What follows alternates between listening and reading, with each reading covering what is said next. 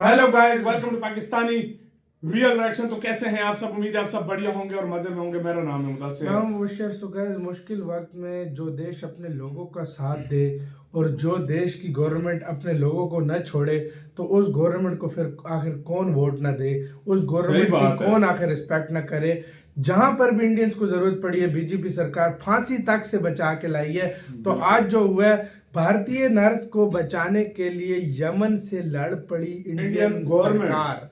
तो भाई साहब, इंडिया जो है यमन से लड़ पड़ा क्योंकि कोई भारतीय नर्स की वहां पर उधर जान को खतरा है, जिसको देख मतलब यमन सरकार से लड़ पड़ा है, यमन के हूथियों से लड़ पड़ा है भारत। क्या हुआ सीन भाई? क्यों कौन सी नर्स पकड़ी हुई है भाई? क्यों, किस वजह से? तो पहले वीडियो देखते हैं, उसके बाद ही आइडिया होगा क्यों पकड़ा। काउंट करते हैं 3, 2, 1 एंड स्टार्ट। एक भारतीय केरलाई नर्स जो कि नौकरी करने गई थी यमन में, उन्हें वहां पर फांसी की सजा दी गई है और वहां के राष्ट्रपति के द्वारा उनकी फांसी को फाइनल परमिशन दे दी गई है। भारत सरकार बैक स्टेज पर है और पीछे से उनको बहुत मदद करने की कोशिश कर रहा है। दूसरी ओर जो है वहां पर कोई स्टेट नहीं है, एक स्टेट नहीं है, वहां पर कई सारे पावर्स एक्टिव है। पॉपुलैरिटी ऑफ मोदी ग्रिप उस एरिया के अंदर 7 मुल्कों ने हाईएस्ट सिविलियन अवार्ड मोदी साहब को पहले उस एरिया से दे चुके हैं।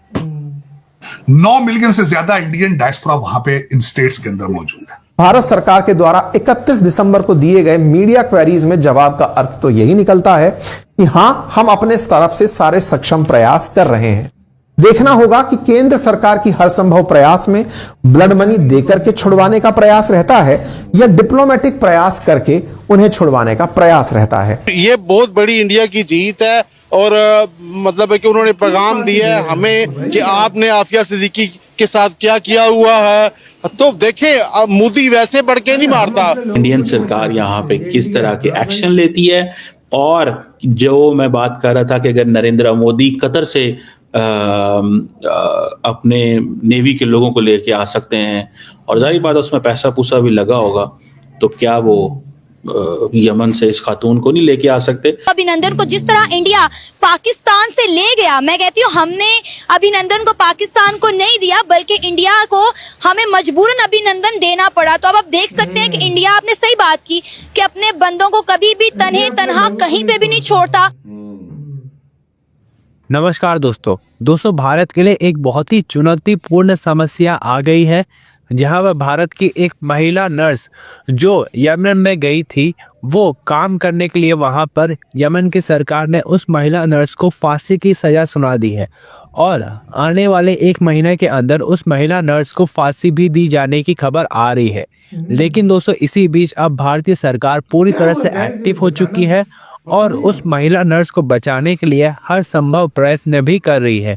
और ये भी कहा जा रहा है कि अब भारत डिप्लोमेटिकली और फाइनेंशियली यमन पर प्रेशर बनाएगा और उस महिला नर्स को वापस लेके आने जा रहा है।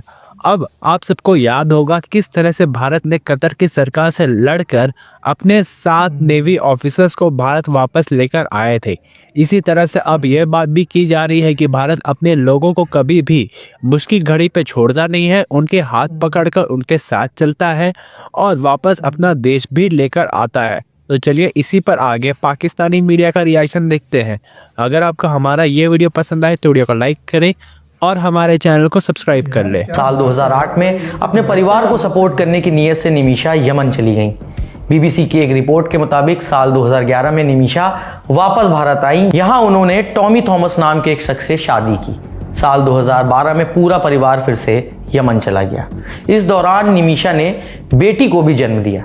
बेटी के जन्म के बाद जब खर्चा चलाना मुश्किल हुआ तो टॉमी केरल वापस लौटा है। साल 2014 में निमिषा ने एक क्लिनिक खोलने का फैसला लिया था, लेकिन यमन के कानून के तहत इसके लिए स्थानीय पार्टनर का होना जरूरी है।